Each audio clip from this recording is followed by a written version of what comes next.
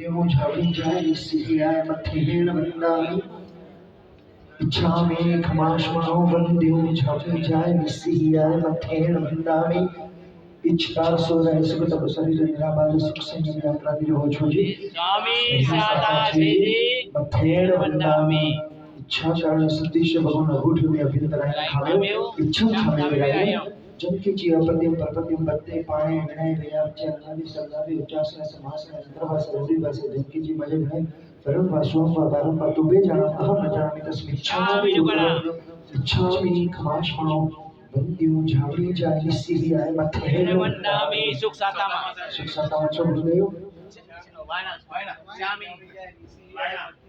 ये बोले था भाई चामी का बोले था पाना लेसो चमी चामी का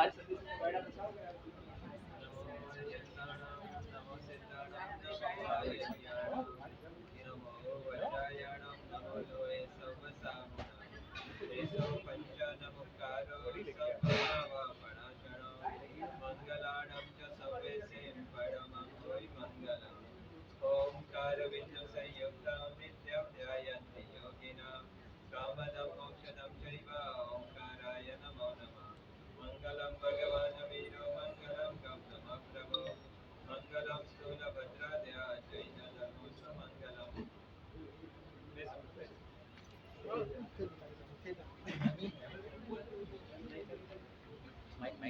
કલાકવાજી સ્થિરતા રખજા કલાકવાજી અવાજ કોઈ ન છેલ્લો એ કલાકવાજ સુણતા તે પુટિયા પાંચો વાંચન કીધો ભલે બાકી જો ન સોયા પણ એ કલાકવાજ જરૂર સુણજ્યા ગાલીઓ ઓછું ને એની બેડા ધ્યાન ઉજ્યા મોબાઈલ સાયલન્ટ દેખા હમણે મૂકી દીધી છે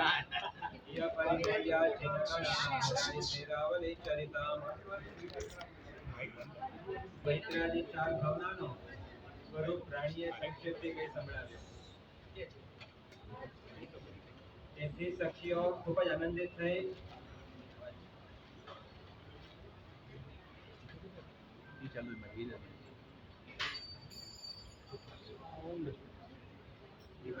ખૂબ જ આનંદિત થઈ પછી સખીઓના કહેવાથી રાણીએ જિનેશ્વરના ગુણોનું વર્ણન કરી અને જૈન સાધુના ગુણોનું વર્ણન કરી ધર્મ જાગરણથી આનંદપૂર્વક રાત્રિ વિતાવી ત્રિલોકનાથ ગર્ભમાં આવવાની સાથે જ આવા વૈરાગ્યની ધર્મચર્ચા શ્રેષ્ઠા રાણીને કરવાની ભાવના થઈ પછી સિદ્ધાર્થ રાજાએ પ્રાતઃકાલે પોતાના સેવકોને બોલાવ્યા અને કહ્યું કે અરે દેવાનો પ્રિય સેવકો આજે જેમ બને તેમ શીઘ્રથી આપની બહારની સભાને સુગંધી પાણીથી છાંટવાની છે કચરો સાફ કરીને છાણ વગેરે લીમડાને પવિત્ર કરવાની છે ત્યાં ઉત્તમ 5 પ્રકારના પુષ્પોને વેરવાના છે તથા ત્યાં કાળો અગર ઉત્તમ કિંદરો ધૂપ કરીને સભાને સુગંધિત બહેકતી થઈ જાય તેવી કરવાની છે उत्तम सुगंधवाળા ચૂર્ણ છાંટીને સુગંધી કરવાની છે કારણ કે સભાને સુગંધી ગુઠિકા સરખી બનાવવાની છે તે તમે એ સભાને તેવો બનાવો અને બીજાઓ પાસેથી બનાવડાવો પછી ત્યાં સિંહાસને સ્થાપિત કરો અને એ બધું કાર્ય કરીને કામ કરીને મને તરત ખબર આપો સિદ્ધાર્થ રાજાના આવા આદેશને પામીને તે સેવકો હર્ષથી પૂર્ણ હૃદયવાળા થઈને અને મસ્તક ઉપર બે હાથ જોડીને અંજિરણ હે સ્વામી જે રીતે આપે આજ્ઞા કરી છે તે રીતે અમે બધું કરશું એમ જણાવીને સિદ્ધાર્થ રાજાના વચનો વિનયથી સ્વીકારીને સિદ્ધાર્થ રાજા પાસેથી બહાર ગયા અને બહારથી સભાને આવ્યો તરત જ સભાને સુગંધી જલ્દી છંટકાવ કરી કચરો સાફ કરી પવિત્ર અને અત્યંત સુગંધી ગુટિકા જેવી બનાવી ત્યાં સિંહાસન રચા આવીને સિદ્ધાર્થ રાજા પાસે આવ્યા અને હાથ જોડી અંજલિ કરીને આપની આજ્ઞા પ્રમાણે બધું તૈયાર થઈ ગયું તેની ખબર આપી રાત્રિ પૂર્ણ થઈ છતાં બીજે દિવસે સૂર્ય વિકાસે કમલો વિકસિત થયા અને ચંદ્ર વિકાસે કમળો કરમાઈ ગયા એટલે સૂર્ય ઉદય પામે ત્યારે પ્રભાતના સમયે સૂર્ય રાતા અશોક વૃક્ષની ભાંતિ જેવા કેસુડાના ફૂલ જેવા પોપટની ચાંદ જેવા ચરોટીની અર્ધ લાલ ભાગ જેવો બપોરિયાના ફૂલ જેવા બારેવાના પગ તથા આંખો એવા ક્રોધિત કોયલની આંખો જેવી જાસૂદના પુષ્પના સમૂહ જેવો હિંગલાના સમૂહ જેવો અને એ રીતે બધી રાતી વસ્તુ જેવા લાલ રંગવાળા દેખાતા હતા વળી રત્ન રક્તવર્ણથી શોભતો એવો એ સૂર્ય પદ્મધ્વજ જેવો સમગ્ર સ્થાનમાં રહેલા કમલ વનોને વિકસ્વર કરનારો 1000 કિરણો વાળો દિવસને કારણે તેજથી ચમકતો હતો તે ઉદય પામેલા સૂર્યના કિરણોના પ્રતાપે અંધકારનો નાશ થયો તેના બાલ આતપ તડકાથી જાણે જીવલોક પૂર્ણ લાલ રંગનો થયો ત્યારે સિદ્ધાર્થ રાજા શય્યાથી ઉઠ્યા પછી બાજોટ ઉપર પગ રાખી નીચે ઉતરી જતા મલયુદ્ધ કરવાની શાળા છે તે સ્થાને ગયા તે અનેક પ્રકારની કૂદવું વાહુ વગેરે મરડવું મલયુદ્ધ કરવું એવી મહેનતવાળી કસરતો કરી સિદ્ધાર્થ રાજા થાકી ગયા ત્યારે આખા શરીર અને શરીરના બધા અવયવોને પ્રીતિ ઉપજાવનારા તેલ જોડીને મર્દન કરવામાં આવ્યા જે તેલો સુંઘવા યોગ્ય સુગંધી મહેકતા જઠરને તેજ કરનારા બળને વધારનારા માંસને વૃદ્ધિ કરનારા વીર્ય વધારનારા બધી ઇન્દ્રિયો તથા બધા ગાત્રોને સુખમય કરનારા 100 વાર અને 1000 વાર પકાવેલ એવા શતપાક અને સહસ્ત્રપાક વગેરે અનેક જાતના ઉત્તમ સુગંધવાળા હતા. એવા તેલથી તે સિદ્ધાર્થ રાજાને આખા શરીરના અવયવ નિપુણ માણસો માલિશ કરી. જે માણસો હાથે પગે સુકોમલ તળિયાવાળા હતા, તેલ લગાડવામાં, તેલની માલિશ કરવામાં અને માલિશ કરેલ તેલને પરસેવો વાટે બહાર કાઢી નાખવામાં શરીરને જે ફાયદાઓ થાય તે બધું જાણનારા હતા. સમયના જાણકાર હતા. કોઈ પણ કાર્ય શીઘ્રથી કરી આપનારા તથા મર્દન કરનારામાં અગ્રેસર હતા. શરીરે પુષ્ટ, બુદ્ધિવાળા, વિવેકવાળા, થાકે નહીં એવા પુરુષો હતા. એ પુરુષોએ હાડકાઓને, માંસને, ચામડીને અને રોમને સુખ થાય તે રીતે માલિશ કરીને સિદ્ધાર્થ રાજાનો બધો થાક ઉતારી નાખ્યો. પછી રાજા વ્યામાન શાળાથી બહાર નીકળીને જ્યાં સ્નાન કરશે ત્યાં આવીને સ્નાન કરવા પ્રવેશ કરીને મોતીઓથી જાળીવાળા ગોખલાઓથી યુક્ત હરી હોવાથી મનોહર વિવિધ પ્રકારના મણિઓ અને રત્નોથી જડેલ ભૂમિ ભાગવાળા અત્યંત મનોહર એવા સ્થાન મંડપમાં આવ્યા. ત્યાં વિવિધ પ્રકારના મણિઓ અને રત્નોની રચનાથી આશ્ચર્ય ઉત્પન્ન કરનારા એવા નાવાના બાજુ ઉપર સિદ્ધાર્થ રાજ સુખી બેસે છે. અતિ અનેક પ્રકારના સુગંધી પુષ્પના રસવાળા પાણી વડે, કસ્તુરી, ચંદન, કેસર વગેરે રસવાળી પાણી વડે, ઉના કરેલા પાણી વડે, તીર્થોના પાણી વડે, સ્વાભાવિક નિર્મળ પાણી વડે, એવી રીતે અનેક પ્રકારના ઉત્તમ સુગંધ જલ વડે શરીર મનને આનંદ આપનારા મંગલકારી એવી ઉત્તમ નાવાની વિધિ પહેલા વર્ણવેલા પુરુષોએ સિદ્ધાર્થ રાજા નવડાવ્યા. તે બધે અનેક પ્રકારના પાણીને ઉછાળવું વગેરે કૌતુક કરીને મંગલ કરનારા શ્રેષ્ઠ સ્નાન થયા પછી રૂવાટી વાળા અત્યંત કોમલ ઉત્તમ સુગંધવાળા ગુલાબી રંગના અંગુછાપથી શરીર લૂછીને તે સિદ્ધાર્થ રાજા કેવા અલંકૃત થયા તે કહીએ છે. પછી રાજા નવીન ખૂબ કિંમતીવાળા રેશમી વસ્ત્રો ધારણ કરેલા શરીરવાળા થયા તથા રસ સહિત સુગંધી ગોચર ચંદનવાળી શરીર રેપ કરાયેલા થયા. પવિત્ર પુષ્પથી માળા ધરનારા, કુમકુમ વગેરે વિલેપનવાળા, મણિ જડે સુવર્ણ અલંકારોથી અલંકૃત થયા તથા 18 સરના 9 સરના 10 સરના હારો પહેરેલા થયા તથા લાંબા ઝૂલતા જમણા અને કંદોરાથી સુશોભિત થયા. ગલામાં, કંઠાને, આંગળીઓમાં વેડ વીંટીઓ અને કેશના પુષ્પાદી આભૂષણો ધારણ કરવાથી મનોહર લાગતી. વળી હાથમાં કડા અને બાહુમાં બાજુબંધી સ્તંભિત ભુજાવાળા અતિશય શોભયુક્ત 2 કુંડલો શોભિત મુખવાળા, મુકુટથી શોભતા મસ્તકવાળા હારથી પ્રેક્ષકોને આનંદિત કરનાર છાતીવાળા તથા રત્નો જડેલ સુવર્ણ વીંટીઓ વડે પીળી લાગતી આંગળીઓવાળા બે રાજા થયા. લાંબા નીચે લટકતા સંકેલેલ વસ્ત્રના ઉત્તરાસંગવાળા તથા વિવિધ પ્રકારના મણિ, સુવર્ણ અને રત્નોને લીધે નિર્મલ ગણા મુનિઓ ચતુર કારીગરોએ બનાવેલ હોવાથી વધારે ચડકાટ મારતા સાંદા વિનાના હોવાથી અતિશય રમણીય એવા મનોહર વીરવલને ધારણ કરનાર થયા. વધારે શું કહીએ તે રાજા સાક્ષાત કલ્પવૃક્ષ જેવા અનુકૃત થયા. જેમ કલ્પવૃક્ષ પત્ર પુષ્પ ફળોથી અત્યંત સુશોભિત થાય તે મુકુટ વગેરે અલંકારથી અલંકૃત થયેલા અને કોરંટ વૃક્ષના ફૂલોથી માળાઓથી અત્યંત શોભતા એવા છત્રને ધારણ કરતા થયા. વળી ઉજ્જવલ શ્રેષ્ઠ ચામરોથી વિંજાતા જેમને જોવાથી માણસો જય જય શબ્દ કરતા હતા એવા સિદ્ધાર્થ રાજા જ્યારે સ્નાનગણથી રાજસભા જવા નીકળ્યા ત્યારે કેવા પુરુષોથી પરિવાર સાથે કહે છે. અનેક ગણનાયકો, દંડનાયકો, માંડલિક રાજાઓ, ઈશ્વરો, યુવરાજો, પાટવી કુમારો, તલવારો, રાજાએ ખુશી થઈને જેમને તલવાર આપેલ હોય એવા રાજપુરુષો, મંડળના માલિકો, કૌટુંબિક કુટુંબીના વડીલો, મંત્રીઓ, મહામંત્રી, જ્યોતિષીઓ, પરિયારો, અમાત્યો, સેવકો, રાજાની પાસે બેસનારા પીઠ મર્દકો, કર ભરનારા નગરજનો, વેપારીઓ, શ્રીદેવી છાપવાળા, સુવર્ણનો પટ્ટ મસ્તક પર પહેરનારા શ્રેષ્ઠીજનો, મોટા મોટા સાર્થવાઓ, સેનાપતિઓ, દૂતો અને સંધિપાલો વગેરે પરિવાર સિદ્ધાર્થ રાજા હતા. અહીં સંધિપાલની કથા કહેવાય છે. દેશોની સરોદને જાણે સંધિપાલકો શરત માટે રાજ્યો વચ્ચે કલહ થાય ત્યારે સંધિ કરી આપે છે. કૌશાંબી નગરજી શત્રુ રાજ્ય કરતે રાજાને કોઈ પૂછ્યું કે બીજા બધા અધિકારીઓ બરાબર કામ કરી બધું સંધિપાલક તો બેસીને ખાય છે. તે સાંભળી રાજાએ સંધિપાલક કહ્યું, તમે બેસીને ખાઓ છો પણ કંઈ કરતા નથી. આ સાંભળીને સંધિપાલે કહ્યું, હે રાજન, અમે જે કરી બીજા ન કરી શકે. અમે શત્રુને મિત્રને શત્રુ કરી દઈએ અને બીજા પણ બુદ્ધિના મોટા મોટા કાર્યો કરીએ એટલે ફોગટનો ખાતા નથી. રાજાએ તેની પરીક્ષા કરવા માટે એક સિવિલ દાબલો આપીને તેને કહ્યું, હરિમર્દન રાજા અમારો શત્રુ છે, તેને આ આપજે અને મિત્રજય કરાવી આવજે. સંધિપાલક જઈને હરિમર્દન રાજા પાસે પહોંચ્યો અને સભામાં નમસ્કાર કરી ભેટનું આપ્યું. રાજાએ તેને ખોલી જોયું તો તે ડાબલામાંથી એક સોનાની ડાબલી નીકળી. તે ઉગાડી જોઈ તો રાખ નીકળી. એ જોઈ વિસ્મિત થયેલા રાજાને તેના પ્રધાને કહ્યું કે રાજન, તમારા શત્રુ જીવ શત્રુ રાજાએ આ રાખ મોકલી એવું સૂચવ્યું છે કે તું આ રાખ શરીરે લગાડી રાજ્ય ચાલ્યો, નહીં તો આબરૂ ખોઈશ. આ જાણી રાજાનો ક્રોધ ચડ્યો.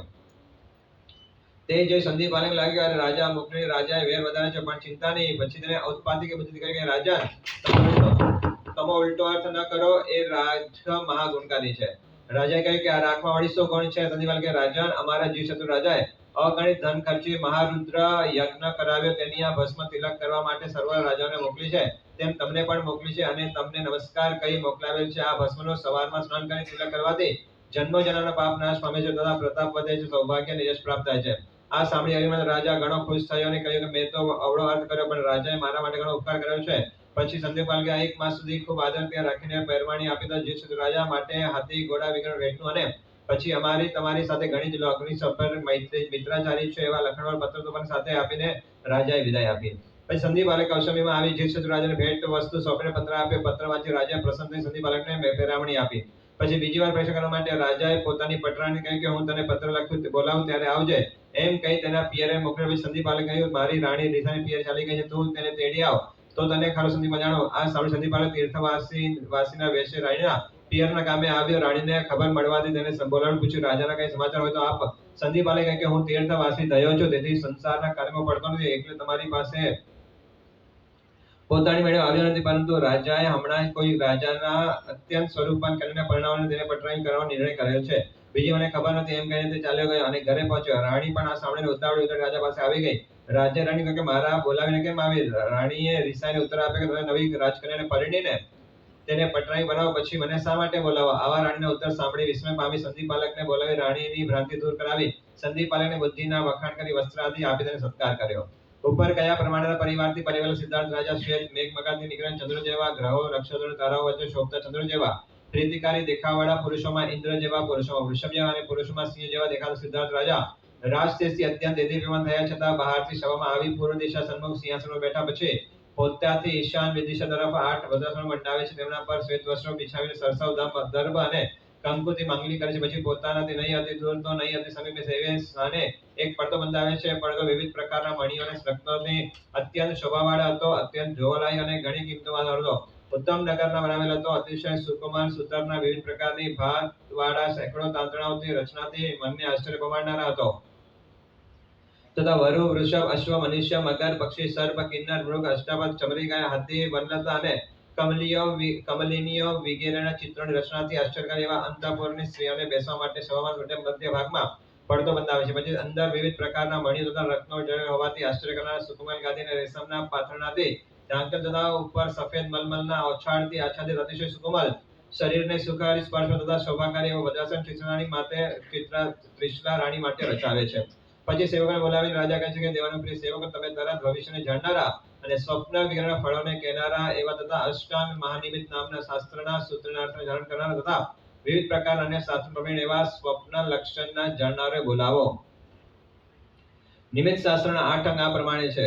અંગ વિદ્યા, પુરુષોના જમણા અંગ ફરકે અને સ્ત્રીઓના ડાબા અંગ ફરકે તે સારા કહેવાય, તે વિપરીત ફરકે તે ખરાબ ઇત્યાદિ ફલને કહેનારા તે અંગ વિદ્યા તે પ્રથમ અંગ કહેવાય. સ્વપ્ન વિદ્યા, ઉત્તમ મધ્યમ અને કનિષ્ઠ એવા સ્વપ્નના ફળને કહે તે. ત્રીજી સ્વર વિદ્યા, ગરુડ ઘુવડ કાગડા કાકીડા ગરોલી દુર્ગા કાલી ચકલી ભૈરવ શિયાળ વગેરેના સ્વરો તથા શુભાશુભ ફલને કહે તે. ચોથો ભૌમ વિદ્યા, ધરતીકંપ વગેરેના ફલને સૂચવે તે. પાંચમો વ્યંજન વિદ્યા, શરીર ઉપરના મસાને તલના ફલને કહે છે. છઠ્ઠો લક્ષણ વિદ્યા, હાથ પગ વગેરેની રેખા તથા શરીર ઉપરના શુભાશુભ લક્ષણના ફળો કહે તે. સાતમી ઉત્પત્ત વિદ્યા, ઉલ્કાપાત ભૂકંપ ધૂળ વૃષ્ટિ વગેરે અકસ્માતનો ફળ કહે તે. આઠમી અંતરિક્ષ વિદ્યા, ગ્રહોના ઉદય અસ્ત વક્રગમન અતિચાર વગેરે ફળ શુભાશુભ કહે તે.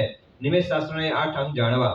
સિદ્ધાર્થ રાજાની આજ્ઞાથી હર્ષ પામેલા પ્રસન્ન થયેલા યાવત હર્ષથી પૂર્ણ હૃદયવાળા થયેલા તે સેવકો વિનયથી બે હાથ જોડી વિનયથી તે આદેશનો સ્વીકાર કરી ત્યાંથી બહાર આવીને સત્યગુણ ગામ નગરના મધ્ય ભાગમાં પસાર થતા સ્વપ્ન પાઠક ઘરે લઈ જઈ રાજા તમને બોલાવે છે એમ જણાવે છે. આ સાંભળીને હર્ષિત થયેલા સંતોષ થયેલા યાવત હર્ષથી પૂર્ણ હૃદયવાળા એવા સ્વપ્ન લક્ષણ પાઠકો સ્નાન કરી ઘરમાં રહેલા ઈષ્ટદેવને પૂજી કૌતુક અને મંગલ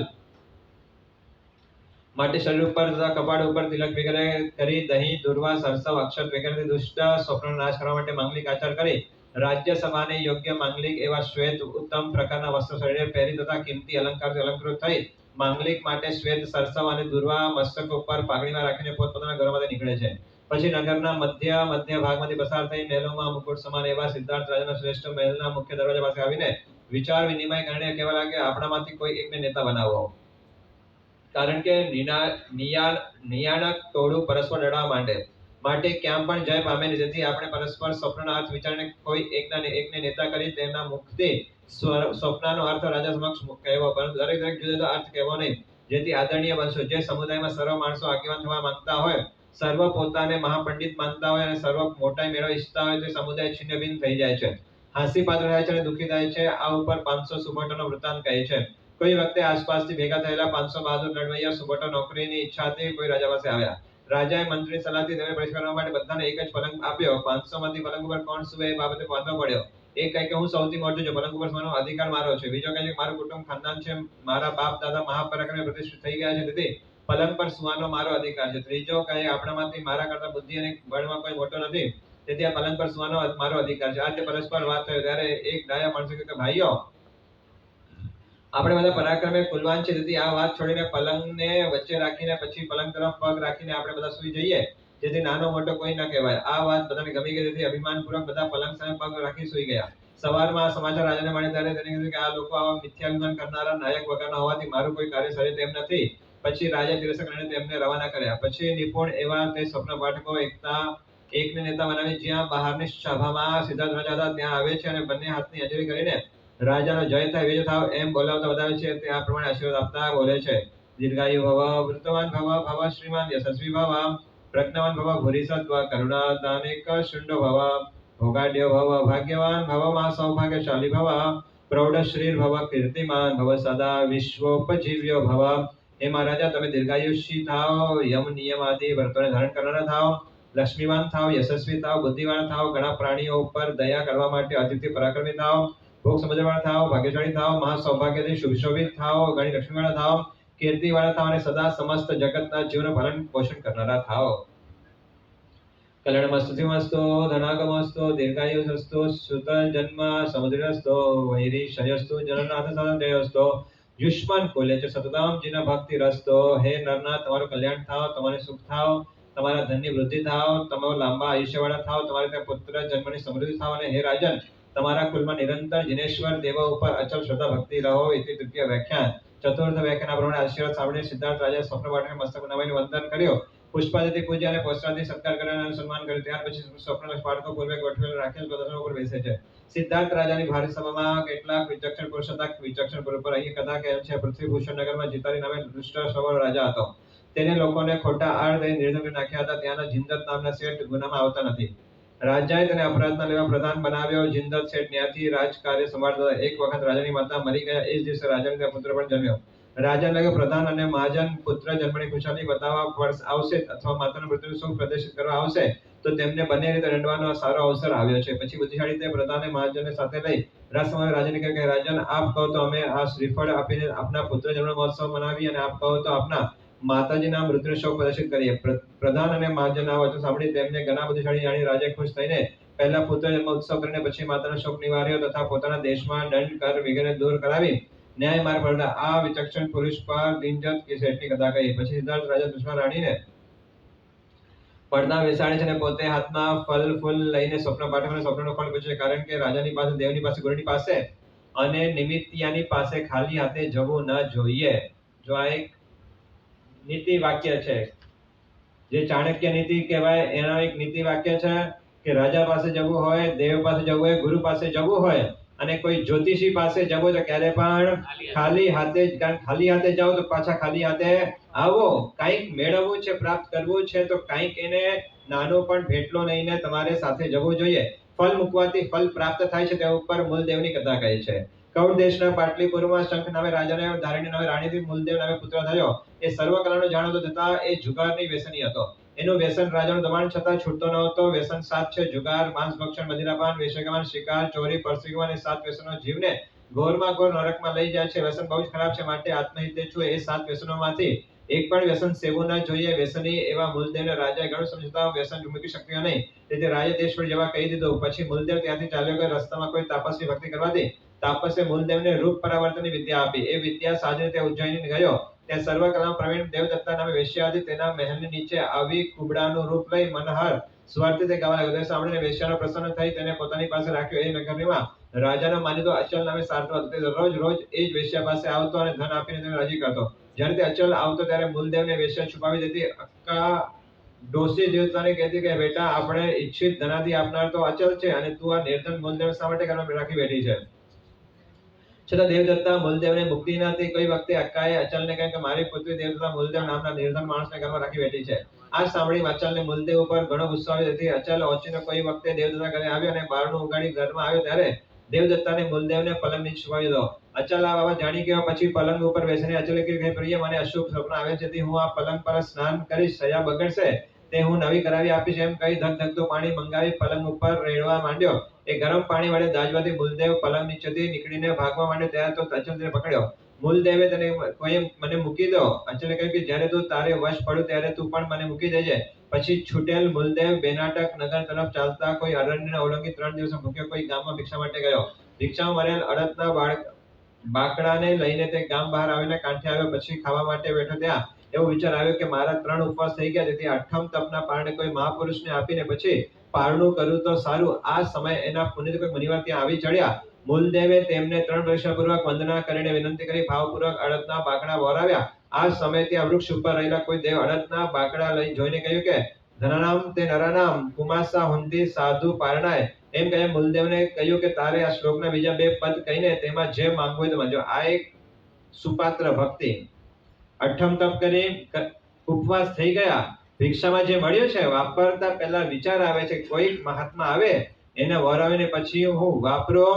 નૈસારને પણ આ જ વિચાર આવ્યો અને આ વિચારે સમ્યક દર્શન સાથે તીર્થંકર પદ પણ અપાવ્યો હતો. આ મૂલદેવને પણ આ વિચાર આવ્યો કે 3 દિવસ ભૂખે કોઈ આવી જાય, કોઈક મહાત્માને આપીને પછી હું વાપરું. આ ઈચ્છા થઈ અને દેવ એના પર પ્રસન્ન થઈને જે તને જોઈએ એ હું આપવા માટે તૈયાર છું. આ સુપાત્ર ભક્તિ. અન્નદાન સૌથી મોટો દાન બતાડ્યો છે. જ્યારે પણ જીવનની અંદર અવસર આવે બીજા બધા લાભ કરતા અન્નદાન એટલે કોઈ તપસ્વીની ભક્તિ, કોઈ મહાત્માઓની ભક્તિ, કોઈ ગરીબ વ્યક્તિ હોય, કોઈ સાધર્મિકો હોય, એઓની ભક્તિ જે અન્ન છે એ અન્ન પુણ્ય 9 પ્રકારના પુણ્યમાં સૌથી પહેલો પુણ્ય બતાડ્યો છે. જ્યારે જ્યારે અવસર આવે ત્યારે આ વાત ખાસ ખ્યાલ રાખે. આપણે આજુબાજુમાં કોઈ ભૂખ્યો તો સૂતો નથી ને એવું હોય તો એને અનાજ આપીને અન્ન પુણ્ય આપણા જીવનની અંદર ઉપાર્જન કરો. ત્યાં બીજા 2 પદને કહીને તેમાં જે માંગો માંગી લે. પછી ગણિયમ ચ દેવદત્તમ હત્તિ સહસમ ચ રજ્યમ ચ. એ રીતે 2 પદ કઈ મૂલદેવ માંગ્યો ત્યારે દેવે કહ્યું કે આજથી 7મા દિવસે તું દેવદત્તાને અને 1000 હાથી સહિત રાજ્યને મેળવીશ. પછી સંતુષ્ટ એવા મૂલદેવે બાકીના બાકડા ખાઈ પાણી પીને બેનાટાનગર પહોંચે. ગામની બહાર એક દેવ મંદિર ઘણા માણસો ત્યારે શયન કર્યો. લગભગ રાત્રિ પણ થવા લાગી ત્યારે એને સ્વપ્નમાં પૂર્ણ ચંદ્રના મુખમાં પ્રવેશ કરતો જોયો. આવું સ્વપ્ન ત્યાં સુધેલા કોઈ કાપડી બાવાને પણ આવ્યું. એ વાત તેને સવારના બીજા કાપડી બાવાને કહી ત્યારે તેઓ કહે કે આજે તો ભિક્ષા લેવા જઈશ, ત્યારે ઘી ગોળ સહિત રોટલો તને મળશે.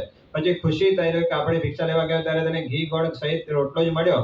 આ સમય મૂલદેવ વિચારવા લાગ્યો કે આ સ્વપ્નનું ફળ તો ઘણું સારું મળે, પરંતુ આ કાપડી અજ્ઞાનતાથી થોડામાં તે ફળ ખોઈ બેઠો. પછી મૂલદેવ ઉદ્યાનમાંથી ફળ ફૂલ લઈ સ્વપ્ન ફળ કેનારા ઘરે જઈને પોતાના સ્વપ્ન ફળ પૂછ્યું. જ્યોતિષી કહ્યું કે જો તું મારી પુત્રીને પરણે તો હું તને સ્વપ્ન ફળ કહું.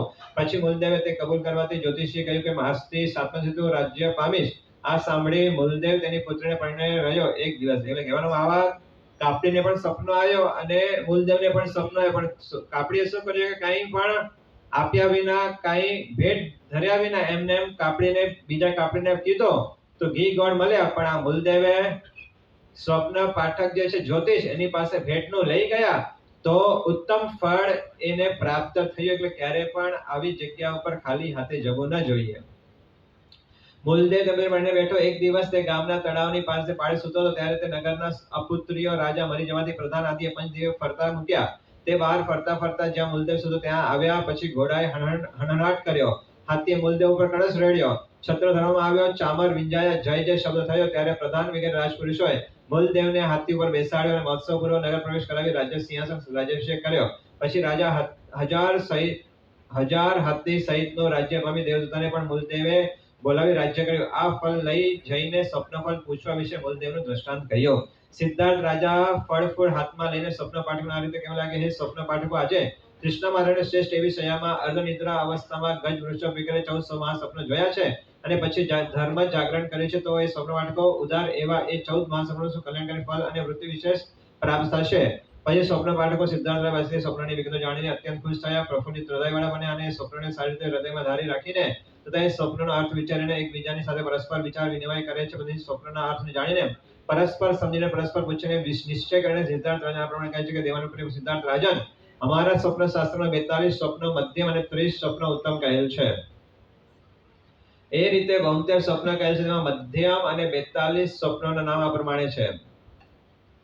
જે 42 સ્વપ્ન છે મધ્યમ છે કયા છે તમે નામ બતાડે છે. સ્વપ્નમાં ગંધર્વ દેખાય, રાક્ષસ દેખાય, ભૂત દેખાય, પિશાચ દેખાય, ખવિશ દેખાય, મહિષ દેખાય, અહીં દેખાય, વાનર દેખાય, કંટક વૃક્ષ દેખાય, નદી દેખાય, ખજૂર દેખાય, સ્મશાન દેખાય, ઊંટ દેખાય, ખર દેખાય, માર્જાર દેખાય, શ્વાન દેખાય, ભસ્મ દેખાય, અસ્ત દેખાય, વમન દેખાય, તમ દેખાય, કુસ્ત્રી દેખાય, ચર્મ દેખાય, રક્ત દેખાય, કલ દેખાય, ભૂકંપ દેખાય, ગ્રહ યુદ્ધ દેખાય, તારા પતન દેખાય, સૂર્ય ચંદ્ર સ્ફોટન દેખાય, મહાવાયુ દેખાય, મહાતપ, વિસ્ફોટક, દુર્વાક્ય દેખાય, ભૂષક, દોષ દેખાય, સંગીત દેખાય, અશ્વ દેખાય, ધીજ દેખાય, વામન દેખાય, વિવક્ત દ્રષ્ટિ દેખાય, જલશોષ દેખાય, નિર્ધાત ભંગ દેખાય, ભૂમંજન ઇત્યાદિ આ 42 સ્વપ્ન જેને મધ્યમ કયા છે દેખાય, તથા 30 ઉત્તમ સ્વપ્ન આ પ્રમાણે છે. અરહત પ્રતિમા દેખાય એટલે અરિયન પ્રતિમા દેખાય, હસ્તી એટલે હાથી દેખાય, ગણેશ દેખાય, વૃષભ દેખાય, ગ્રહ દેખાય, સિંહ દેખાય, પર્વત દેખાય, લક્ષ્મીદેવી દેખાય, મત્સ્ય દેખાય, ફૂલમાળા દેખાય, કલ્પવૃક્ષ દેખાય, ચંદ્ર દેખાય, સૂર્ય દેખાય, રાજા દેખાય, ધ્વજા દેખાય,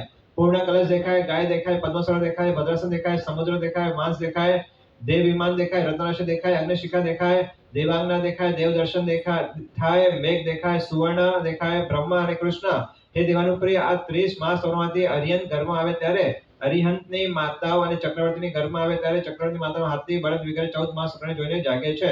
વાસુદેવ ગર્ભમાં આવે ત્યારે વાસુદેવની માતાએ 14 સ્વપ્ન મહાસ્વપ્નમાંથી 7 મહાસ્વપ્ન જોઈને જાગે છે. બલદેવ ગર્ભમાં આવે ત્યારે બલદેવની માતાએ 14 મહાસ્વપ્નમાંથી 4 મહાસ્વપ્ન જોઈને જાગે છે અને મંડલિક ગર્ભમાં આવે ત્યારે માંડલિક રાજાની માતાઓ એ 14 મહાસ્વપ્નમાંથી 1 મહાસ્વપ્ન જોઈને જાગે છે. સ્વપ્ન શાસ્ત્રમાં 9 પ્રકારના સ્વપ્ન કયા છે તે કહેવાય છે. પ્રથમ, અનુભવેલ હકીકત સ્વપ્નમાં જોવાય, સાંભળેલ હકીકત સ્વપ્ન જોવાય, દેખેલી હકીકત સ્વપ્નમાં દેખાય, વાત પિત્ત અને કફના વિકારથી સ્વપ્ન આવે, સહજ ભાવે અથવા મન મૂત્રાદી પીડાથી સ્વપ્ન આવે, ચિંતામાં પડેલ સ્વપ્ન આવે. એ 6 પ્રકારના સ્વપ્નો નિષ્ફળ હોય છે. એવા સ્વપ્ન શુભ કે અશુભ ફળ પ્રાપ્ત થતો નથી, પરંતુ દેવ આદિની સહાયથી સ્વપ્ન આવે, ધર્મ કાર્યના પ્રભાવથી સ્વપ્ન આવે કે ઉત્કૃષ્ટ પુણ્યના યોગે સ્વપ્ન આવે, પાપ કાર્યના પ્રભાવે કે ઉત્કૃષ્ટ પાપના યોગે સ્વપ્ન આવે, એ 3 પ્રકારના સ્વપ્ન આવે તો તેના શુભાશુભ ફળ પ્રાપ્ત થાય છે. રાત્રિના પહેલા પહોરે સ્વપ્ન આવે તેનું ફળ 12 મહિને મળે, બીજે પહોરે આવે સ્વપ્ન આવે તેનું ફળ 8 માસે મળે, ત્રીજા પહોરે સ્વપ્ન આવે તેનું ફળ 3 મહિને મળે, ચોથા પહોરે સ્વપ્ન આવે તેનું ફળ 1 મહિને મળે અને રાત્રિની છેલ્લી 2 ઘડીના સમયે સ્વપ્ન આવે તેનું ફળ 10 દિવસમાં મળે છે. સૂર્યોદય સમય આવેલ સ્વપ્નનું ફળ પ્રાય તે દિવસે મળે છે. ઉપરી આવેલા દિવસે આવેલા માનસિક વ્યાધિ અને શારીરિક વ્યાધિથી આવેલ અથવા મલમૂત્રના રોકાણથી આવેલ સ્વપ્ન નિષ્ફળ જાણવા. જે મનુષ્ય ધર્મ રખતો હોય, જેની રસ રુધિર આદિ ધાતુઓ સમ હોય, જે સ્થિર ચિત્તવાળા હોય, જે ઇન્દ્રિયો ઉપર સંયમ રાખનારા હોય તથા જે દયાળુ હોય, તેનું સ્વપ્ન પ્રાય ઈચ્છિત ફળને આપનારું થાય છે.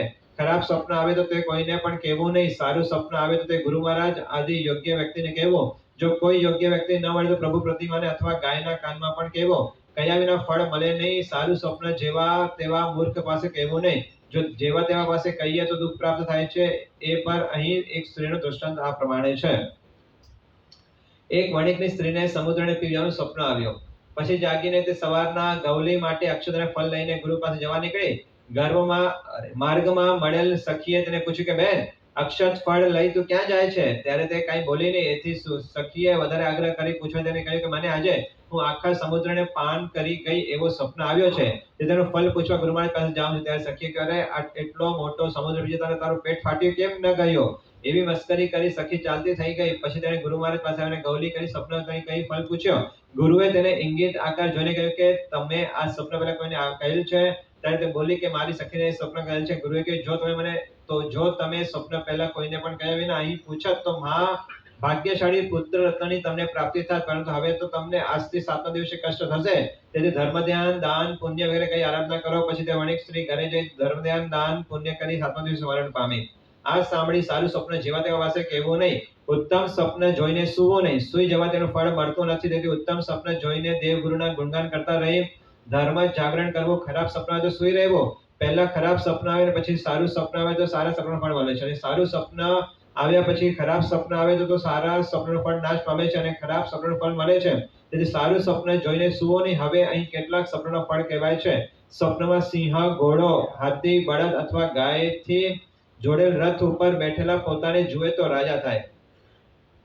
હાથી, વાહન, આસન, ઘર કે વસ્ત્ર વગેરે અપહરણ થતું સ્વપ્નમાં જુએ તો રાજાને તેના પર શંકા થાય, બંધુઓ વિરોધ થાય અને ધનની નુકસાની થાય. સ્વપ્નમાં સૂર્ય અને ચંદ્રના સંપૂર્ણ બિંબને ગળી જાય તો તે આખા પૃથ્વીનો રાજા થાય. સ્વપ્નમાં શસ્ત્ર, ઘરેણા, મણિ, મોતી, સોનું, રૂપ તેમજ બીજી ધાતુઓનું હરણ થતું દેખે તો તેને ધનનો નાશ, અપમાન તથા ભયંકર રીતે મરણ થાય. સ્વપ્નમાં હાથી ઉપર બેસી નદીના કાંઠે ભાતનું ભોજન કરે તો નીચ જાતિનો હોય તો પણ ધનવાળો થઈ આખા પૃથ્વીને ભોગવનારો થાય. સ્વપ્નમાં પોતાની પત્નીનો અપહરણ દેખનારનું ધન નાશ પામે છે. પત્નીનો પરાભવ દેખે તો પોતે દુઃખી થાય છે. પોતાના ગોત્રની મહિલાનો હરણ અથવા પરાભવ દેખે તો બંધુઓ વધ કે બંધન થાય છે. સ્વપ્નમાં પોતાની જમણી ભુજામાં ધોળા સર્પદંશ દેખે તો 5 જ અહોરાત્રમાં એ 1000 સોનામોહરને મેળવે. સ્વપ્નમાં પોતાની શૈયા અથવા પગરખા ગુમાવે તેની પત્ની મરણ પામે અને તે પોતે શરીરમાં પણ સખત પીડા ભોગવે છે. સ્વપ્નમાં માણસનું મસ્તકનું ભક્ષણ કરે તો રાજ્ય મેળવે, માણસના પગનું ભક્ષણ કરે તો 1000 સોનામાં મેળવે અને ભુજાનું માંસ ભક્ષણ કરે તો 500 સોના મેળવે. સ્વપ્નમાં બારણાની ભૂંગળો, પલંગો, હિંચકાનો, પગરખાનો તથા ઘરનો ભંગ દેખે તો તેની પત્ની મરણ પામે. સ્વપ્નમાં સમુદ્ર, પાણીથી ભરેલ નદી તથા મિત્રનો મરણ દેખે તો નિમિત્ત વિના પણ ઓચિંતું ગુણધન મેળવે છે. સ્વપ્નમાં ઘણું તપેલ, છાણવાળું, દોડાઈ ગયેલું અને ઔષધવાળું પાણી પીએ તે અતિસાર ઝાડાના રોગથી મરણ પામે છે. સ્વપ્નમાં દેવની પ્રતિમાની યાત્રા અથવા દર્શન કરે, પ્રક્ષાલ કરે, પ્રતિમા આગળ નૈવેદ્ય, ફળ, પુષ્પાદિ મૂકે અને પૂજા કરે તેની સર્વ પ્રકારે વૃદ્ધિ થાય છે. સ્વપ્નમાં પોતાના હૃદયરૂપ સરોવરમાં કમળનો ઉગલા દેખે તો તે કોઢ રોગથી મરણ પામે છે. જે માણસ સ્વપ્નમાં ઘણું ઘી મેળવે તેને યશ વૃદ્ધિ પામે છે. દૂધપાક અથવા ખીરનું ઘી સાથે ભોજન કરે તો સારું ફળ મેળવે છે. સ્વપ્નમાં હસનારા થોડાક સમયમાં રડવાનું મેળવે છે. સ્વપ્નમાં નાચનારા વધ બંધનને મેળવે છે. સ્વપ્નમાં ભણનારા ક્લેશ પામે છે. ગાય, બળદ, ઘોડો, રાજા, હાથી અને દેવ સિવાયની કોઈ પણ કાળી વસ્તુને સ્વપ્નમાં જોનાર અશુભ ફળ મેળવે છે. કપાસ અને લવણ સિવાયની શ્વેત વસ્તુ સ્વપ્નમાં દેખાય તો તેથી શુભ ફળ મળે છે. શુભ કે અશુભ સ્વપ્ન પોતાના સંબંધ દેખાય તો તેનું શુભ કે અશુભ ફળ પોતાને મળે છે અને શુભ કે અશુભ બીજાનો થઈ રહેલ છે એવું જુએ તો તેનું શુભ કે અશુભ ફળ બીજાને મળે છે. અશુભ સ્વપ્ન આવે ત્યારે દેવ ગુરુની પૂજા કરવી, શક્તિ પ્રમાણે તપ કરવો, કારણ કે નિરંતર ધર્મ કરણી કરનારા દુષ્સ્વપ્ન પણ અશુભ ફળ આપતા નથી. સ્વપ્નમાં પોતાના મસ્તક ઉપર દૂધનો, ઘીનો અથવા મધનો ઘડો ઉપાડે તો વ્યક્તિ તે જ વયે મોક્ષે જાય છે. સ્વપ્નમાં રત્નોના, સોનાના, રૂપાના કે શીશાના મોટા ઢગલા ઉપર પોતાને ચડેલો દેખે તો તે અવશ્ય સમ્યક તો મોક્ષે જાય છે. સ્વપ્નમાં શરીરે વિષ્ટાનું લેપ કરવાનું, રડવાનું, મૃત્યુ પામવાનું દેખે તો શ્રેષ્ઠ ફળ જાણવો. સ્વપ્નમાં રાજાના હાથીને, ઘોડાને, પ્રાસાદને, ગાય અથવા વૃષભને જોનારાના કુટુંબની વૃદ્ધિ થાય છે. દહીં, તાંબુલ, શંખ, ચામર, ચંદન, બકુલ, કુમોદ, કમલ અને દીવાને સ્વપ્નમાં જોનારા ધન પામે છે. સ્વપ્નમાં ક્ષીર વૃક્ષ ઉપર ચડનારો અથવા પુષ્પોથી ખોડો ભરનારો શીઘ્ર ધન પામે છે. સ્વપ્નમાં પોતાના આંધળાથી નગરને અથવા ઘરને વીંટળા રાજ્ય પામે છે. સ્વપ્નમાં મહેલ ઉપર ચડનાર, ત્યાં ભોજન કરનાર અથવા સાગરને તરનાર રાજ્ય પામે છે અથવા ધનાઢ્ય થાય છે. સ્વપ્નમાં પત્ર, પુષ્પ, ફળેલ વૃક્ષ, કન્યા, છત્રને, ધ્વજાને જોનારા માણસને ઈચ્છિત કાર્યની સિદ્ધિ થાય છે. પદ્મ સરોવર ઉપર અથવા પદ્મિની પત્ર ઉપર બેસીને ઘૃત ભક્ષણ કરનાર રાજા થાય છે. ચકલી, કુકડી તથા કૌંચ પક્ષીઓથી ભંડાર ભરેલ દેખે તો ઉત્તમ રૂપવાળી પત્ની પામે. પોતાના બંને બાજુથી બંધાયેલા દેખે તો પુત્રની પ્રાપ્તિ થાય. બ્રાહ્મણ હોય તે સ્વપ્નમાં રુધિર, મધ્ય કે તાજું દૂધ દેખે તો વિદ્યા પામે. ક્ષત્રિય એવું સ્વપ્ન દેખે ધન પામે. સ્વપ્નમાં પોતાને કૃષ્ણ સર્પનો અંશ દેખે તો 10 દિવસ મરણ પામે. સ્વપ્નમાં સર્પ, વીંછી, જડો વગેરે દેખાય તો વિજય થાય. રોગી માણસ સ્વપ્નમાં સૂર્યમંડળ અથવા ચંદ્રમંડળ દેખે તો રોગ મુક્ત થાય અને નિર્ધન માણસ એ સ્વપ્ન દેખે તો ધનવાળો થાય. સ્વપ્નમાં દેવ પૂજા જોનારા વિજય પામે. સ્વપ્નમાં નદી ઉતરનારા તરત ઘર પહોંચે છે. સ્વપ્નમાં કેશમાં સવા દેખે કે દાંત પડ્યા દેખે તેનો ધનનો નાશ થાય છે અથવા તેને રોગ થાય છે. સ્વપ્નમાં સિંગડાવાળા, દાઢવાળા તથા વાનર, વરા વગેરે દેખે તો રાજભય થાય. સ્વપ્નમાં ચાંચડ, મચ્છર, માંકડ વગેરે પોતાની વીંટળ દેખે તો 10 દિવસમાં ધનનો નાશ થાય. સ્વપ્નમાં પોતાને તેલ ચોરનારા વ્યાધિ મુક્ત થાય. સ્વપ્નમાં આસન, શયા, વાહન, ઘર વગેરે બોલતા દેખે તો સુખકારી જાણવા. સ્વપ્નમાં કુમકુમ યુક્ત શરીર વાળો બની નૃત્ય કરતો કે ગીતગંત્ર દેખે તો લક્ષ્મીની વૃદ્ધિ થાય. સ્વપ્નમાં ગધેડા, ઊંટ, પાડા વડે જોડેલા રથ દેખે તો મરણ પામે. સ્વપ્નમાં સિંહ, ઘોડા કે બળદથી જોડેલા રથ પર પોતાને બેઠેલ દેખે તો રાજા થાય. સ્વપ્નમાં ઘોડા, વાહન, વસ્ત્ર, ઘર લઈ જતા જોવાય તો રાજભય થાય. શોક થાય અને ધનની હાનિ થાય. સ્વપ્નમાં શ્વેત હાથી ઉપર બેઠેલા દેખે તો સર્વ દેશનો રાજા થાય. સ્વપ્નમાં ધ્રો, અક્ષત, ચંદન દેખે તો માંગલિક થાય. સ્વપ્નમાં રાજાનો હાથી, ઘોડો, બળદ, સારા વર્ણવાળી ગાય દેખાય તો કુળ વૃદ્ધિ થાય. સ્વપ્નમાં જોડા અને છત્ર મળ્યા દેખે અથવા તલવાર દેખે તો પ્રયાણ કરવું પડે. સ્વપ્નમાં વાહનમાં બેસી જનારા વાહન ભાંગે, પોતે તરીને બહાર નીકળે તો પરદેશ જવાનું થાય. સ્વપ્નમાં ભેંસ ઉપર ચડીને દક્ષિણ દિશા તરફ જનારા તરત મરણ પામે છે. સ્વપ્નમાં ઉકાળો પીનારને ઝાડાનો રોગ થાય છે. સ્વપ્નમાં દેવતા, સાધુ, બ્રાહ્મણ, રાજા, પિતૃ, વૃષભ એમાંથી કોઈ પણ આવીને આપણને કંઈ પણ કહે તે વાત અવશ્ય સત્ય થાય છે. હે ધર્મ રાજન, આવા અનેક સ્વપ્નના ફળ સ્વપ્ન શાસ્ત્રમાં કહ્યું છે. આગળ કહેલા 30 ઉત્તમ સ્વપ્નમાંથી તીર્થંકરની માતા જેવા 14 મહાસ્વપ્ન જુએ તેવા 14 મહાસ્વપ્ન કૃષ્ણ મહારાણી જોયા છે. તેમાં પ્રથમ સ્વપ્નમાં હાથી દીઠો છે તે 4 દંશોળો દીઠો છે. તેથી રાણીને મહાપરાક્રમી તથા દાનશીલતા અને ભાવરૂપ 4 પ્રકારના ધર્મની પ્રવૃત્તિ કરનાર પુત્ર રત્ન થશે. બીજે સ્વપ્ને વૃષભ જોયો છે તે ધર્મ ધોરી પુત્ર થશે. તે જેમ ખેડૂતો ક્ષેત્રમાં બળદથી ધાન્ય બીજ વાવે છે તેમ આ ભરત ક્ષેત્રમાં ભવિ જીવના હૃદય રૂપે ક્ષેત્રમાં બોધિ બીજને વાવશે. ત્રીજે સ્વપ્ને સિંહ જોયો છે તેથી કામદેવ આદિ દુષ્ટ હાથીઓને ભગાડી મૂકશે. 14 સપ્રમ લક્ષ્મી દેવીને જોયો છે. તેથી વર્ષી દાન આપી દીક્ષા લઈ કેવલને અનુરૂપ લક્ષ્મીને પામીને તીર્થંકરોને 8 પ્રાતિહારી મહાલક્ષ્મીને ભોગવશે. 5મે સ્વપ્ને પુષ્પોથી 2 માળાઓ જોઈ છે. તેથી સાધુ ધર્મ અને શ્રાવક ધર્મ એ 2 પ્રકારનો ધર્મ કહે છે અને 3 ભુવનના પૂજા છે. 6ઠ્ઠા સ્વપ્નમાં ચંદ્ર જોયો છે. તેથી મનોહર દર્શન વાળો, શાંત પ્રકૃતિ વાળો થશે અને 3 ભુવનના જીવનને હર્ષ પામવાનો હશે. 7મા સ્વપ્નમાં સૂર્ય ડૂબ્યો છે. તેથી જીવનના મિથ્યાતુર અંધકારનો નાશ કરનારા અને વામંડળથી વિભૂષિત થશે. 8મા સ્વપ્નમાં ધ્વજ જોયો છે. તેથી કુલમાં ધ્વજ સમાન શ્રેષ્ઠ થશે તથા એથી આગળ ધ્વરવદર ચાલશે. 9મા સ્વપ્નમાં પૂર્ણ કૃષ્ણ જોયો છે. તેથી સમગ્ર ગુણવર થશે અને ધર્મરૂપ મહેલને સ્થિર કરશે. 10મા સ્વપ્નમાં પદ્મસરોવર જોયો છે. તેથી જગતના તાપને નાશ કરવાનો થશે તથા દેવોએ રચેલ સુવર્ણના કમલ ઉપર પગ મૂકીને ચાલવાનું થશે. 11મા સ્વપ્નમાં સમુદ્ર ઉઠ્યો. તેથી ગંભીર થશે અને કેવલની પામી 14 રાજલોકમાં રહેલા પદાર્થોનો ભાવને જાણશે.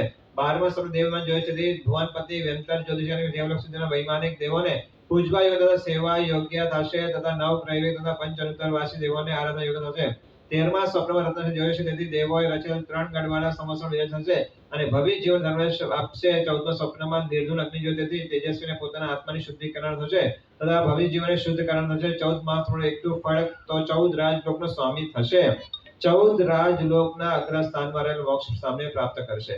હે ધર્મરાજન, આ પ્રમાણે ફળને આપના એવા 14 માસોને કૃષ્ણવાળાને જોયા છે. તેથી તમને ધનનો લાભ થશે, શુભનો લાભ થશે, ભોગનો લાભ થશે, પુત્રનો લાભ થશે, રાજનો લાભ થશે. એવી રીતે નિશ્ચય કૃષ્ણરાણી 9 માસ 7.5 દિવસ રાત થઈ જશે. તમારા કુલમાં ધ્વજ સમાન, કુલમાં દીપક સમાન, કુલમાં મુકુટ સમાન, કુળમાં પર્વત સમાન, કુળમાં તિલક સમાન, કુળમાં કીર્તિ કરનારા, કુળનો નિર્વાહ કરનારા, કુળનો સૂર્ય સમાન, કુળનો આધાર, કુળના યશને વધારનારા, કુળમાં વૃક્ષ સમાન, કુળની પરંપરા વધારનારા, સુકોમલ હાથ પગવાળા, સંપૂર્ણ પંચેન્દ્રિય શરીરવાળા, લક્ષણરંજન ગુણયુક્ત, માન અને ઉન્માન પ્રમાણયુક્ત, પ્રમાણથી સંપૂર્ણ સારી રીતે પ્રગટ થયેલા મનોહર સર્વ અંગોથી સુંદર શરીરવાળા, ચંદ્ર સમાન શાંત મુદ્રાવાળા, મનોહર પ્રતિકારી દર્શનવાળા અને સુંદર રૂપવાળા પુત્રને જન્મ આપશે. એ પુત્ર બાલ્ય અવસ્થામાં તેજી સર્વ કળાઓમાં વિજ્ઞાન જાણકાર થશે. યુવાન થઈ દાનાદિક આપવામાં શૂર થશે. યુદ્ધમાં વીર થશે. અત્યંત પરાક્રમવાળો થશે. હાથી, ઘોડા, રથ, પાયદળ વિજ્ઞાન વિસ્તારવાળી સેનાવાળો થશે. 4 દિશામાં સ્વામી ચક્રવર્તી રાજના સ્વામી રાજાધિરાજ થશે અથવા 3 લોક નાયક અને 4 ગતિનો નાશ કરનાર શ્રેષ્ઠ ધર્મરૂપ ચક્રને ધારણ કરનારા એવા ધર્મ ચક્રવર્તી થશે. તે દેવાનું પ્રિય રાજન કૃષ્ણ રાણી ઘણા જે સારા સ્વપ્ન જોયા છે. આરોગ્ય, સંતોષ, દીર્ઘાયુ, કલ્યાણ અને મંગલ કરનારા સ્વપ્ન રાણીએ જોયા છે. પછી સિદ્ધાર્થ રાજાથી સ્વપ્ન લક્ષણ પાઠકોના મુક્તિ સ્વપ્નનો અર્થ સાંભળીને અને ધારીને અત્યંત ખુશી થયા, સંતોષ પામ્યા. યાવત હર્ષથી પણ હૃદયવાન થયા છતાં 2 હાથથી અંજલિ જોડીને તે સ્વપ્ન લક્ષણ પાઠકોના પ્રમાણે કહ્યા રાખે, દેવાનું પ્રિય સ્વપ્ન પાઠકો એ એમ જ છે, એ તેમ જ છે, એ યથાર્થ છે, એ મારી ઈચ્છા પ્રમાણે છે. તમારા મુખમાંથી પડતા એ વચનોને મેં ગ્રહણ કરેલ છે. એ વાંછિત છતાં વારંવાર વાંછન છે. તેવી રીતે તમે અર્થ કહો છો તેવી રીતે એ અર્થ સાચો છે. એમ કહીને સિદ્ધાર્થ રાજાએ તે સ્વપ્નને સારી રીતે હૃદયમાં ધારણ કરીને સ્વપ્ન લક્ષણ પાઠકોને ચોખ્ખા વગેરે ઘણા ભોજન વડે અને જાય જોઈ વગેરે છૂટા ફૂલો વડે તથા વસ્ત્રો વડે તેમજ વાસણાથી સુગંધ દ્રવ્ય વડે તથા ગૂંથેલા પુષ્પના હાર વડે અને હાર, મુકુટ, બાજુબંધ વગેરે આભૂષણો વડે સત્કારી સન્માનીને જીવન પર્યંત ચાલે તેટલી પ્રીતિ સહિત ઘણા દ્રવ્યનું દાન દઈને તેમને વિદાય આપી. પછી સિદ્ધાર્થ રાજા સિંહાસનથી ઉઠીને પડદામાં બેઠા ત્રિશલા રાણી પાસે જઈને આ પ્રમાણે કહે છે, દેવાનું પ્રિય ત્રિશલા, નિશ્ચય સ્વપ્ન શાસ્ત્રમાં 45 સામાન્ય અને 30 માસ સપના કહે છે. તેમાં જે 30 સપનામાં જે તેમાંથી તીર્થંકરોની ચક્રવર્તીની માતા 14 માસ દેખાય છે, વાસુદેવની માતા 7 માસ દેખાય છે, બલદેવની માતા 14 માસ દેખાય છે અને માંડલિક રાજાની માતા 1 માસ દેખાય છે. પછી જાગી જાય છે. દેવાનું પ્રિય ત્રિશલા, તે આમાં 14 માસ જોયા છે. તે ઘણા ઉત્તમ સ્વપ્ન જોયા છે. એ સ્વપ્ન દર્શનથી શ્રેષ્ઠ ધર્મે કરીને 4 ગતિનો અંત કરવાને સમર્થ ધર્મ ચક્રવર્તી એવા 3 લોકના અધિપતિ દિનેશ્વર તારા પુત્ર થશે. એ અર્થ સાંભળીને અને ધારીને ત્રિશલા રાણી હર્ષ પામી, સંતોષ પામી, યાવત હર્ષ પરિપૂર્ણ હૃદયવાળી થઈ હતી. 2 હાથ વડે અંજલિ કરીને સ્વપ્નને સારી રીતે હૃદયમાં ધારી રાખીને ત્રિશલા રાણી રાજાની આજ્ઞા માણીને ત્રિશલા રાણી વિવિધ પ્રકારના મણિઓ અને રત્નોથી જડેલા ચિત્ર વિચિત્ર એવા પદરા સાથે ઉઠે છે. પછી નહીં હતી ચપલ, નહીં હતી ભ્રાંતિવાળી, નહીં વિલંબવાળી એવી રાજહંસ જેવી ગંદી ચાલતા જ્યાં બધું નિવાસ સ્થાન છે ત્યાં આવી એક ઘરમાં પ્રવેશ કરે છે. હવે જે દિવસથી આરંભીને શ્રવણ ભગવાન શ્રી મહાવીર દેવ, હરિણકવચ દેવ વડે સિદ્ધાર્થ રાજાના કુલમાં લેવાયા તે દિવસથી કુબેર ભંડારીની આજ્ઞા માનનારા અને તીર્થાલોકમાં વૈતરણ્ય પર્વતની મેખલામાં રહેનારા વ્યંતર નિકાયના ઘણા તિર્યક ધ્રુવક દેવો ઇન્દ્રની આજ્ઞાથી હવે પછી જેનું વર્ણન કરવામાં આવે છે એવા પૂર્વે પૃથ્વીમાં દાટેલા જે મહાનિદાનો હતા, જેવા કે જેના માલિક નાશ પામી ગયા હતા, જે ધનના એકઠા કરનારા નાશ પામી ગયા હતા, જેના ગોત્રી અને ગોત્રીના ઘરો નાશ પામી ગયા હતા તથા જેના સ્વામીઓ સર્વ રીતે નાશ પામી ગયા હતા, જેને એકઠા કરનારા સર્વ રીતે નાશ પામી ગયા હતા તથા જેના ગોત્રીના ઘરો સર્વ રીતે નાશ પામી ગયા હતા તથા જે નિદાનો રાજાના કરવાળા ગામોમાં લોખંડ વિગ્રહની ઉત્પત્તિના સ્થાનરૂપ ખાણોમાં, રાજાના કરવીના નગરોમાં, ફરતા ધૂળના કોટવાલા ગામડામાં, કુનગરોમાં અથવા નાના નગરોમાં તથા જેની ચારે બાજુ વિવેકા ઉપર ગામો હોય એવા મંડપો, જેનો જલમાર્ગે તથા સ્થળમાર્ગે એમ બંને પ્રકારનો જવા આવવાનો માર્ગ હોય એવા દ્રોણમુખોમાં, પુરોમાં, જેનો જલમાર્ગે સ્થળમાર્ગે જવા આવવાનો એક જ માર્ગ હોય એવા પતનોમાં, તીર્થસ્થાનોમાં અથવા તાપસોના આશ્રમમાં હતા એવા નિધાનો તથા જે નિધાનો જ્યાં ખેડૂતો ખેતી કરીને રક્ષણને માટે વાડ વગેરેના કિલ્લાવાળી જમીનમાં ધાન્ય રાખે છે તેવા સપાટ જમીનવાળા સંભાગ કહેવાય. તેવા સંભાવોમાં સંઘ અથવા વ્યાપારીઓની વણઝાર તથા લશ્કર આદિકને ઉતરવાના સન્નિવેશોમાં તથા સિંગોડા ફળ સમાન આકારવાળા શૃંગાટક સ્થાનો તથા જ્યાં 3 માર્ગે એકત્ર થાય તે ત્રિવાટમાં તથા 4 રસ્તાઓ જ્યાં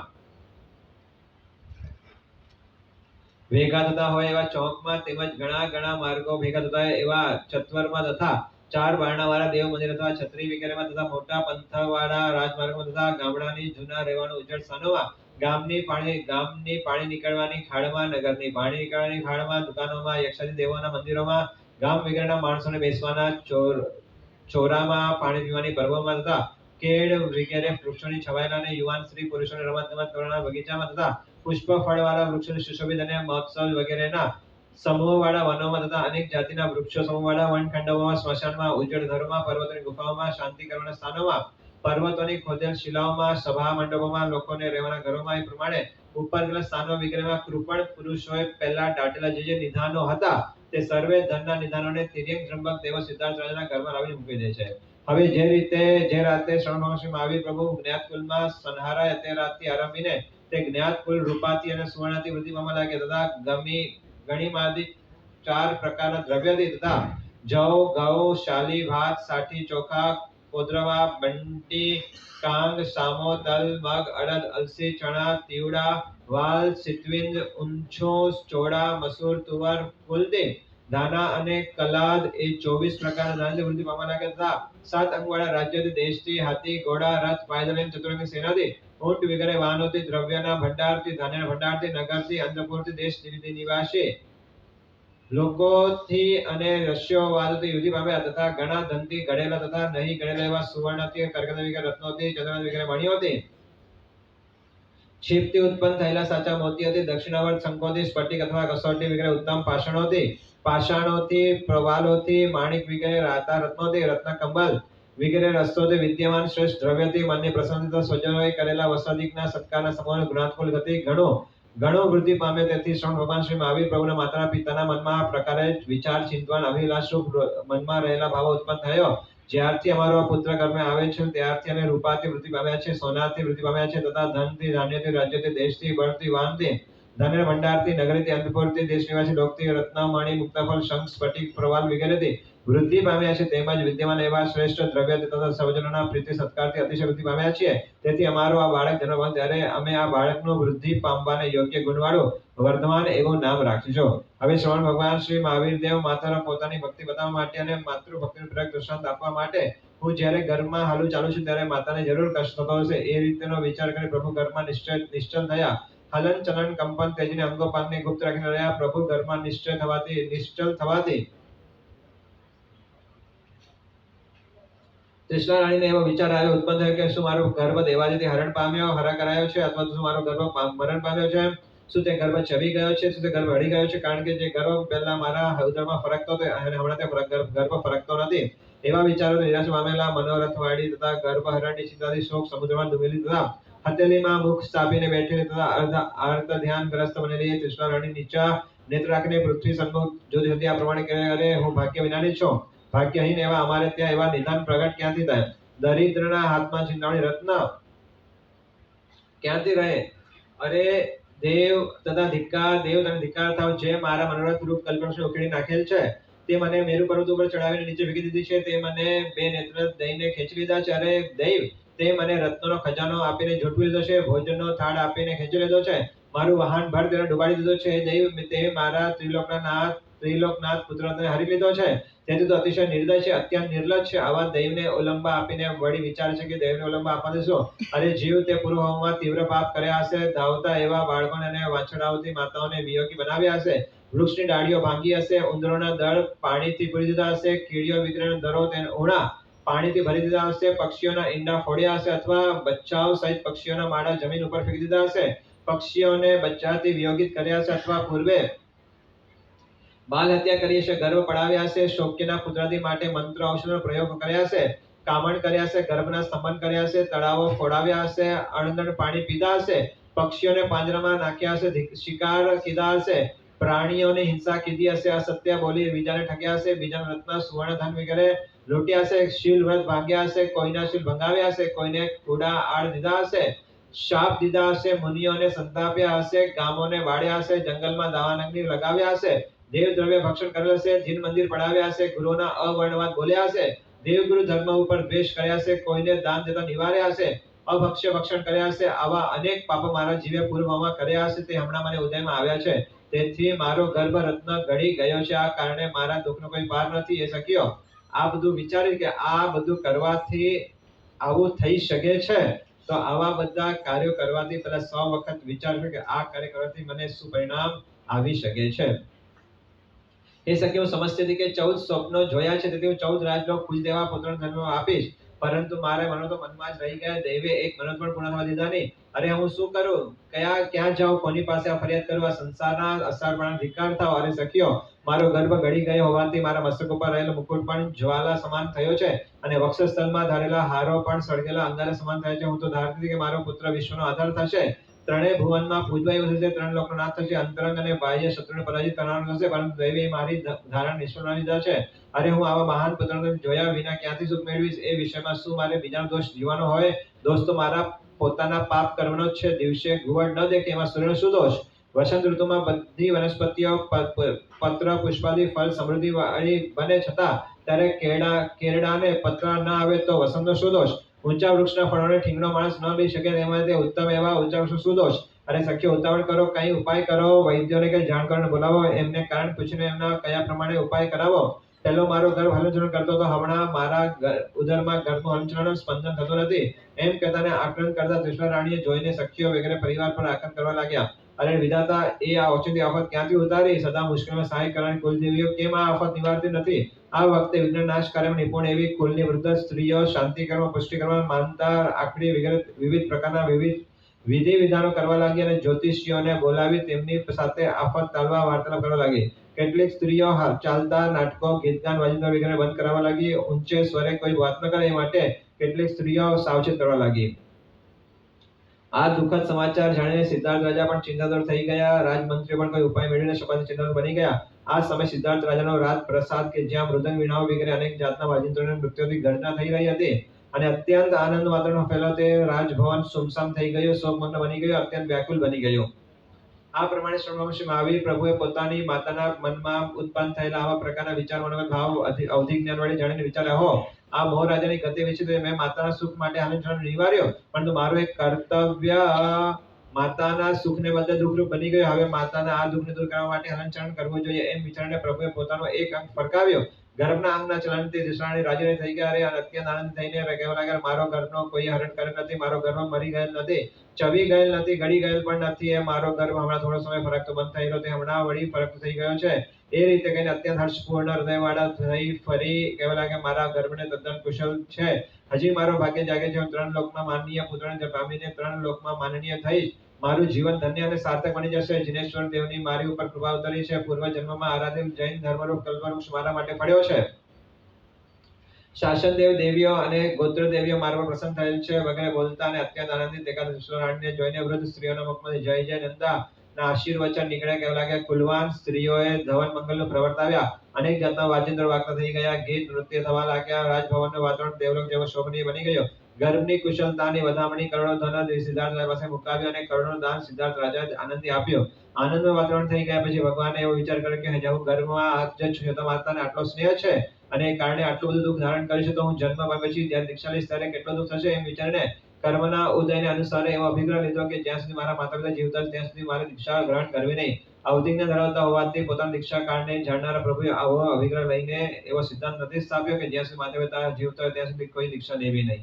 કારણ કે પ્રભુએ કેવલ પામીને મા બાપ જીવતા હોય તેને દીક્ષા લેવી નહીં એવું ક્યારે પણ કહેલું નથી, પરંતુ જેમના માતા પિતા જીવતા તેવા ઘણા આત્મ દીક્ષા આપી છે. વળી જો એવો શાસ્ત્ર નિયમ જ હોય તો શ્રી મહાવીર દેવ સિવાયના ઘણા તીર્થંકરોએ માતા પિતા જીવતા હોવા છતાં દીક્ષા કેમ લીધી? આ 24માં પ્રથમ તીર્થંકર ઋષભદેવ પ્રભુ દીક્ષા તેથી માતા મરુદેવાએ લગભગ 1000 વર્ષ સુધી રડીને આંખોનો તેજ ગુમાવ્યો. નેમિનાથ પ્રભુને માતા પિતાએ પ્રણામ માટે ઘણું સમજે છતાં તેમના જીવતા દીક્ષા લઈ ગયા આવું બધું વિચારીને રાત્રે જીવતા હોય ત્યારે દીક્ષા ન લેવી એવો બોલવું કે માનવું નહીં.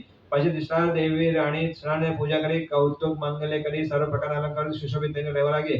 તથા પોતાને તે ઉત્તમ કર્મ નહીં હતી ઠંડા, નહીં હતી ગરમ, નહીં હતી મરચા મરી મીઠસૂટ વગેરે તીખા, નહીં હતી કડવા, નહીં હતી કસર, નહીં હતી ખાટા, નહીં હતી મીઠા, નહીં હતી ચીકણા, નહીં હતી રૂખા, નહીં હતી લીલા, નહીં હતી સૂકા, પણ સર્વ ઋતુમાં સેવાથી સુકારી એવા પ્રકારના ભોજનથી વસ્ત્રોથી સુગંધી પદાર્થોથી માળાઓથી ગર્ભનું પોષણ કરે છે.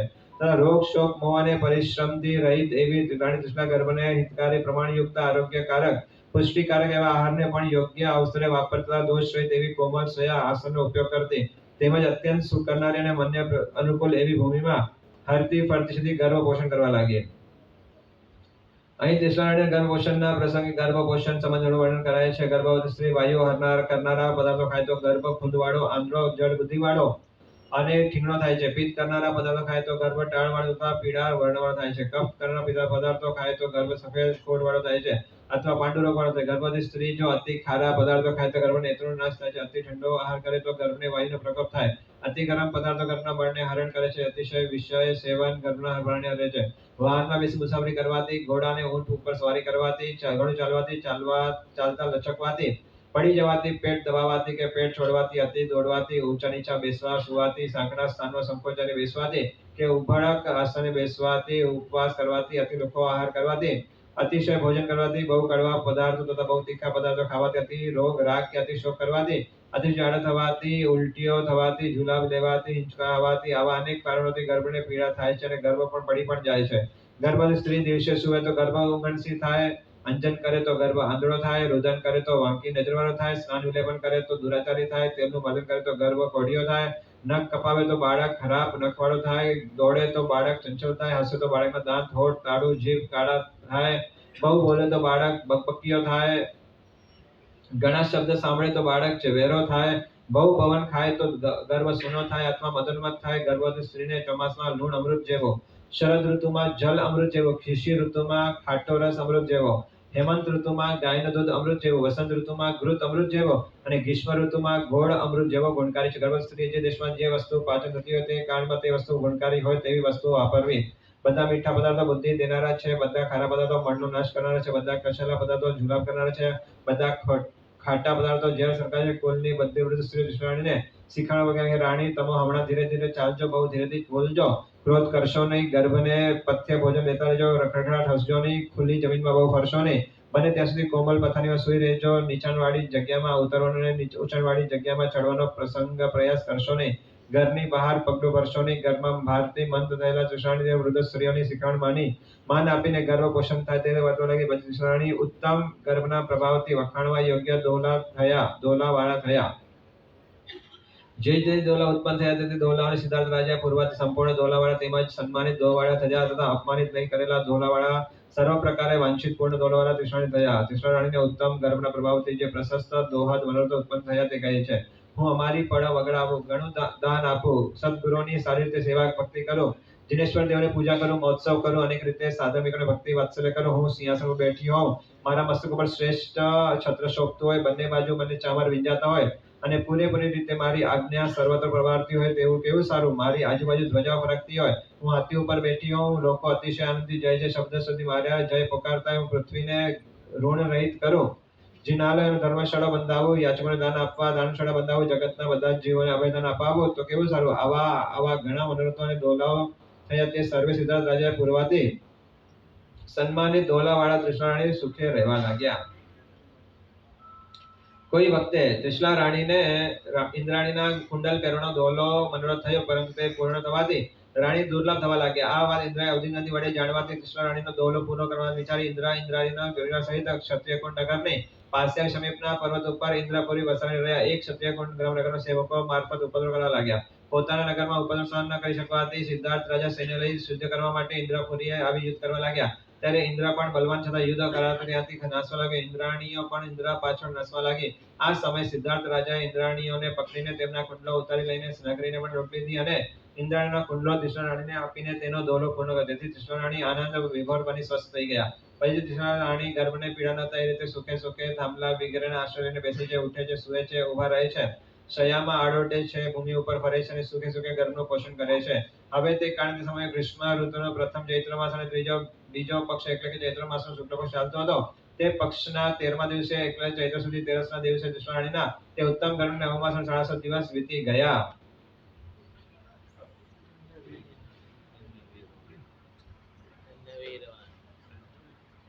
થોડોક સમય પછી સ્વપ્ન દર્શન વગેરે થશે અને એના પછી મહાવીર ભગવાનનો જન્મવાંચન કરવામાં આવશે.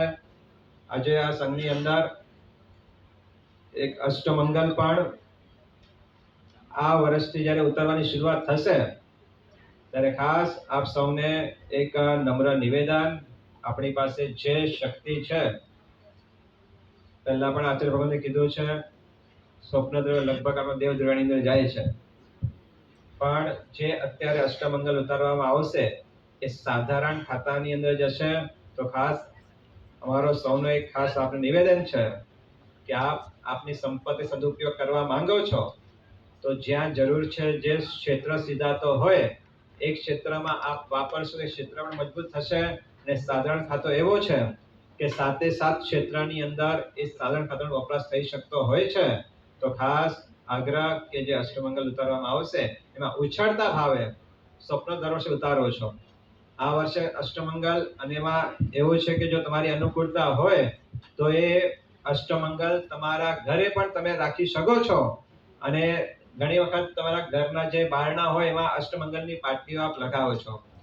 હવે તો એક અષ્ટમંગલ જ આખો જ્યારે તમારા ઘરની અંદર મૂકવાનો અવસર આવી રહ્યો છે, તો ખાસ આ અવસરને વધાવીને આપની યથાશક્તિએ એની અંદર આપ જોડાવો એવી નમ્ર hello check, hello check, mic check, hello.